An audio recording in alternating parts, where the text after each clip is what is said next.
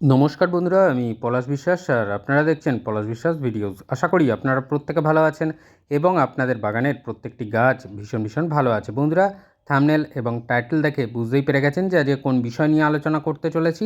হ্যাঁ বন্ধুরা, আজকের জবা গাছের আগস্ট মাসের মাঝামাঝি এই গুরুত্বপূর্ণ পরিচর্যাটা যদি না করেন তাহলে কিন্তু আপনার গাছ আগামী দিনে জবা গাছ যে আগামী দিনে ফুল দেওয়া প্রায় বন্ধ করে দেবে। কারণ এই খাবার এই সময়ে দিলে আপনাদের যে সমস্ত ট্রপিক্যাল জবা, Pune variety, Bangalore variety, American, Australian ইত্যাদি ইত্যাদি জবাগুলো প্রচুর পরিমাণে কুঁড়ি নিয়ে আসবে, ফুল নিয়ে আসবে আপনাদের গাছে। যদি সঠিক খাবার যদি যোগান থাকে তাহলে দেখবেন আপনাদের গাছগুলো কিন্তু দুর্দান্ত গতিতে বেড়ে উঠছে এবং প্রচুর পরিমাণে ফুল কিন্তু আপনি আপনাদের গাছ থেকে পাবেন। আর দেখুন, পরিচর্যা অনুযায়ী আমি দেখিয়ে যাচ্ছি, যারা পুরনো ভিউয়ার্স, রেগুলার ভিউয়ার্স, তারা কিন্তু জানেন যে আমি গাছগুলোর পরিচর্যা দেখাই এবং সেই গাছগুলোর বৃদ্ধি কতটা পরিমাণে হয়েছে এবং কিভাবে ফুল ফুটছে। আগামী দিনে আমরা সবাই জানি যে যে সমস্ত ট্রপিক্যাল জবাগুলো সেগুলো কিন্তু শীতকালে প্রচুর পরিমাণে ফুল দেয়। হ্যাঁ, অবশ্যই এই জবা আমি দেখাবো যে দেশি জবা গাছ এবং যেগুলো ট্রপিক্যাল ভ্যারাইটির জবা সেইগুলোতেও কিন্তু আমি এই আজকের পরিচর্যাটা করব এবং অবশ্যই অনুরোধ করব ভিডিও দেখা মাত্র আপনারাও কিন্তু এই পরিচর্যাগুলো যেভাবে আমি দেখাচ্ছি, কিছু খাবার দেওয়া দেখাবো, কিছু খাবার দেওয়া বলে দেব, সেইগুলো যদি সঠিকভাবে করেন এবং দেন তাহলে দেখবেন আপনাদের প্রত্যেকটা জবা গাছ কিন্তু দুর্দান্ত রেজাল্ট আপনাকে উপহার স্বরূপ দিচ্ছে। দেখুন, এটা দেশি জবা এবং দেশি জবা গাছেও প্রুনিং করেছিলাম, দেখিয়েছিলাম, তারপরে খাবার দেওয়া দেখিয়েছিলাম, পরপর কিন্তু দেখিয়ে আসছি। আর আপনারাও যদি এইভাবে পরপর পরিচর্যাগুলো করতে থাকেন, জানি যারা পরিচর্যা করছেন তারা ছবি পাঠাচ্ছেন ফেসবুক মেসেঞ্জার গ্রুপে, তো সেখানে পলাশ মেরিনার বিশ্বাস এই নামে আমার ফেসবুক মেসেঞ্জারে যারা ছবি পাঠাচ্ছেন তাদেরকে অসংখ্য ধন্যবাদ। অনুপ্রেরণা পাচ্ছি আপনাদের জন্য। তো দেখুন, এই যে ডালগুলো চলে এসছে, বেড়েছে, এইগুলোর প্রত্যেকটাতে কিন্তু আগামী দিনে কুঁড়ি চলে আসবে। তার কারণ যে জবা গাছের ডাল মাথার দিকে যখন হয় তখন দেখবেন একটা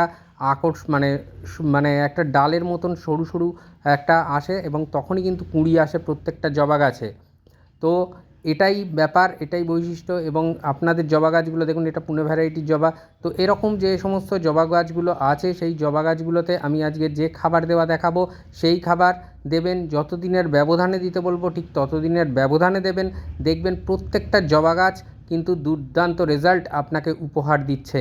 এবং বন্ধুরা, আমি বলছি, যদি জবা গাছের কোনো সমস্যা থাকে এই সময় দাঁড়িয়ে অবশ্যই এই পরিচর্যা করুন। দেখুন, এই দেখুন শুঁয়োপোকার আক্রমণ, তো এইগুলো কিন্তু হবে বর্ষাকালে। এগুলোকে দমন করতে গেলে কীটনাশক ব্যবহার করতে হবে এবং সেটা অবশ্যই 10 দিনের ব্যবধানে করতে পারেন তাহলে খুব ভালো রেজাল্ট পাবেন। এবং দু ধরনের কীটনাশক অন্তত আপনারা কিন্তু কাছে রাখবেন, দুটো আলাদা আলাদা কম্পোজিশনের কীটনাশক আপনারা কিন্তু কাছে রাখবেন, এটা বলবো। এবং ঘুরিয়ে ফিরিয়ে 10 দিন ছাড়া ছাড়া আপনারা কিন্তু সেটা গাছে প্রয়োগ করবেন, যে কোনো গাছে আপনারা প্রয়োগ করবেন। এটাই বলে দিই যে এই বর্ষাকাল কিন্তু জানি আমরা কীটপতঙ্গ পোকামাকড়দের মিলনের সময় এবং তারা কিন্তু এই গাছের পাতাগুলোকে তাদের ডিম দেওয়ার জন্য ব্যবহার করে বা তাদের বাচ্চাগুলোকে প্রস্ফুটিত করার জন্য এই গাছের পাতার নিচগুলোকে ব্যবহার করে। তো আমরা যদি এই কীটপতঙ্গ কীটনাশক ব্যবহার করি তাহলে কিন্তু এই সমস্যা থেকে মুক্তি পেয়ে যাব। আর অবশ্যই টবের মিডিয়া সবসময় ঝুরঝুরে থাকবে, জল নিষ্কাশন ব্যবস্থা ভালো থাকবে, এরকম মাটি কিন্তু আপনাদেরকে বানানোর জন্য অনুরোধ করব। তো দেখুন কী কী খাবার নিয়েছি, এখানে দুটো গাছের খাবার আছে। এখন যেটা দেখছেন এটা বোন ডাস্ট বা হাড়ের গুঁড়ো, এটা 1 টেবিল চামচ। একটা গাছের জন্য দুটো গাছের খাবার এখানে আছে। 1 টেবিল চামচ নিয়ে নেবেন হর্নমিল বা শিংকুচি বা শিং চাঁচা, যেটাই হোক সেটা 1 টেবিল চামচ। হাড়ের গুঁড়ো 1 টেবিল চামচ, শিংকুচি 1 টেবিল চামচ, এই দুটো কিন্তু দুর্দান্ত রেজাল্ট দেবে।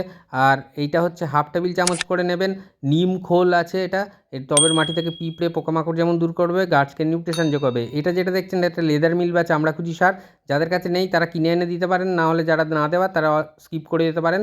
এটা 1 টেবিল চামচ নিতে হবে।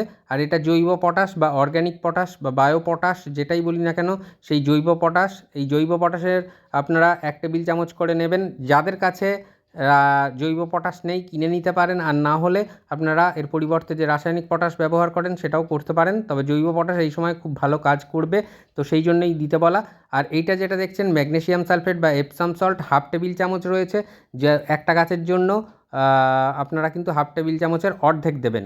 তো প্রত্যেকটা উপাদান বলে দিলাম। এবারে যে খাবারগুলো বললাম এগুলোকে খুব ভালো করে মিশিয়ে নিতে হবে যাতে প্রত্যেকটা খাদ্য উপাদান ভীষণ ভালোভাবে প্রত্যেকটার সাথে মিশে যায় এবং যাতে গাছের যে ফিডার রুটগুলো আপনারা দেখবেন যে বর্ষাকালে কিন্তু গাছের ফিডার রুটগুলো উপরের দিকে উঠে আসে, তো কোনো রকম খোঁচাখুচি করবেন না। টবের মাটি জাস্ট উপরে যেরকম চাপান সার দেওয়ার মতন পদ্ধতি ব্যবহার মানে দেখাই সেই রকমভাবেই দিয়ে দেবেন, জাস্ট ওপরে ছড়িয়ে দেবেন এবং ছড়িয়ে দেওয়ার পর চাপান সার দিয়ে দিতে হবে। এইভাবে কিন্তু পরিচর্যাটা আমাদের প্রত্যেকটা জবা গাছে করে ফেলতে হবে।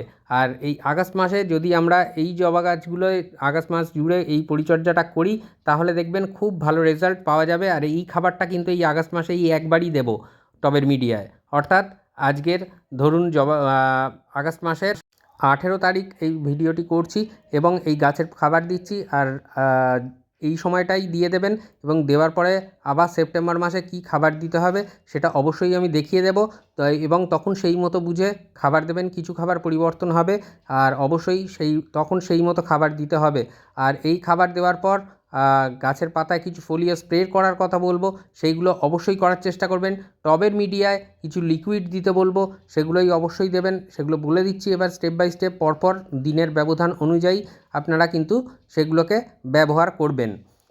তো দেখুন যে এই খাবারগুলো কিন্তু যেভাবে দিয়ে দিচ্ছি একদম এইভাবে টবের গাছের গোড়া থেকে একটু দূরে টবের কিনারা ধরে আপনারা কিন্তু ছড়িয়ে দেবেন সমস্ত টব জুড়ে। আর অবশ্যই এর পরে যাদের কাছে 1 বছরের পুরনো গোবর সার আছে খুব ভালো রেজাল্ট পাবেন এবং যাদের কাছে গোবর সার নেই তারা ভার্মি কম্পোস্ট একটু ভালো উন্নত মানের উন্নত কোয়ালিটি আপনারা কিন্তু কিনে নিতে পারেন এবং কিনে নিয়ে এই খাবার দেওয়ার পরেই আপনারা কিন্তু ভার্মি কম্পোস্ট দিয়ে একটা আস্তরণ দিয়ে দেবেন টবের মিডিয়ার উপর থেকে, তাহলে দেখবেন খুব ভালো রেজাল্ট আপনারা কিন্তু পেয়ে যাবেন। এবং এই ভার্মি কম্পোস্ট দেওয়ার ফলে ভার্মি কম্পোস্টে যেমন নাইট্রোজেন থাকে প্রচুর পরিমাণে, তেমনও কিন্তু এর মধ্যে গাছের বৃদ্ধি ঘটানোর পাশাপাশি গাছে ফুল আনারও একটি বিশেষ প্রক্রিয়া চালায়। তো এই যে টবের মিডিয়ায় যেদিন খাবারটা দেওয়া হলো এই দিনের থেকে ঠিক 3 দিন পরে আপনারা টবের মিডিয়ায় যেটা জবা গাছের অতি প্রিয় খাবার NPK 13-0-45 সেটা টবের মিডিয়ায় দিতে পারেন, বা যারা মিডিয়ায় না দেবেন যদি আজকের মতন যেমন রৌদ্র করজ্জ্বল আবহাওয়া এরকম আবহাওয়া দেখে কিন্তু বিকেলের দিকে বা সকালের দিকে আপনারা স্প্রে করে দিতে পারেন। তবে রোদ ওঠার আগে করতে হবে সকালে, আর সূর্যাস্ত যাওয়ার পরে তারপরে কিন্তু স্প্রে করতে হবে যদি করেন। তবে একটু আর্লি মর্নিং সকালের দিকে করাটাই বেশি ভালো। তো এই 13-0-45 এটা যেদিন টবের মিডিয়ায় খাবার দিলেন তার থেকে ঠিক 3 থেকে 4 দিন বা 5 দিন পরে স্প্রে করতে পারেন। গাছের টবের মিডিয়ায়ও দিতে পারেন, যেটা আপনাদের মনে হবে সুবিধা হবে সেটাই করবেন। আর অবশ্যই এই 13-0-45 NPK এটাকে কিন্তু সপ্তাহে সপ্তাহে চালিয়ে যেতে হবে, মানে যেদিন দিলেন তার থেকে 7 দিন পরে আরেকবার, তার থেকে 7 দিন পরে আরেকবার, এরম করে কিন্তু 4টে সপ্তাহ আপনাকে দিতে হবে এই NPK 13-0-45, ভীষণ ভালো রেজাল্ট পাবেন। আর অবশ্যই NPK 0-0-50 যখন দেখবেন গাছে কুঁড়ি চলে এসেছে গাছের পাতায়ও স্প্রে করতে পারেন বা টবের মিডিয়ায়ও দিতে পারেন। এই NPK 0-0-50 এটা 10 দিন ছাড়া ছাড়া দিয়ে দেবেন। এটা সালফেট অফ পটাশ, জলে ওয়াটার সলিউবল, খুব ভালোভাবে গুলে যায়। গাছের পাতায়ও স্প্রে করতে পারেন, টবের মিডিয়াতেও দিতে পারেন। তো 1 লিটার জলে দুটো যে NPKর কথা বললাম দুটোই কিন্তু 1 লিটার জলে 2 গ্রামের মতন করে আপনারা মিশিয়ে গাছের পাতায় স্প্রে করবেন বা টবের মিডিয়াতে দিয়ে দেবেন। ভীষণ ভালো রেজাল্ট আপনারা পেয়ে যাবেন। আর এরপর যে কাজটা করতে হবে যেটা বলবো সেটা হচ্ছে টবের মাটিতে এই সময় কিন্তু ভীষণভাবে মাইক্রোনিউট্রিয়েন্টের অভাব বা লক্ষণ তৈরি হয়। আমরা জানি যে বৃষ্টির জল থেকে গাছ নাইট্রোজেনের মাত্রা প্রচুর পরিমাণে পায়, যার জন্য বৃদ্ধিটা হয় এবং মাইক্রোনিউট্রিয়েন্ট কিছু থাকে অবশ্যই, কিন্তু তার পাশাপাশি আমাদের যে কোনো সিউইড বেস যদি ফার্টিলাইজার এই বর্ষাকালে দিতে পারি জবা গাছে ভীষণ ভালো রেজাল্ট পাবো। বায়োভিটা এক্স আমি ব্যবহার করি তাই দেখাচ্ছি, কোনো বিজ্ঞাপন নয়। এছাড়াও আপনারা কিন্তু সাগরিকাও দিতে পারেন।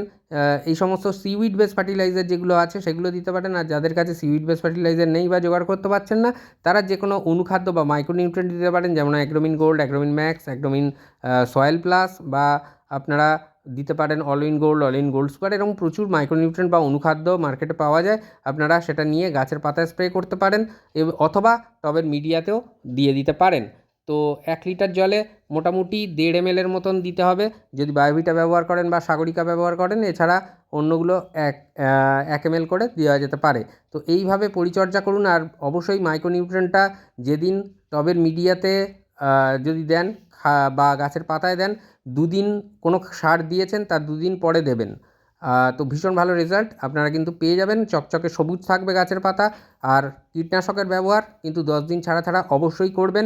টবের মিডিয়ায় জল জমতে দেবেন না। আর যদি ফাঙ্গিসাইড ব্যবহার করেন তাহলে 15 দিন ছাড়া ছাড়া ফাঙ্গিসাইডের ব্যবহারটাও করতে পারেন। তো আশা করি বুঝতে পারলেন যে কীভাবে পরিচর্যাটা করতে হবে। তো এইভাবেই আগস্টের মাঝামাঝি এই খাবারগুলো দিয়ে দিন, গাছ ফুলে ফুলে ভরে থাকবে। তো আজকের মতো এ পর্যন্তই, আবার আসছি আগামীকাল ঠিক সন্ধ্যে 6টায় নতুন কোনো গাছের পরিচর্যা বিষয়ক ভিডিও নিয়ে। ততক্ষণ সকলে সুস্থ থাকুন, ভালো থাকুন, প্রচুর পরিমাণে গাছ লাগানোর পাশাপাশি দেখতে থাকুন পলাশ বিশ্বাস ভিডিওস। হ্যাপি গার্ডেনিং বন্ধুরা, খুব ভালো থাকবেন সকলে, নমস্কার।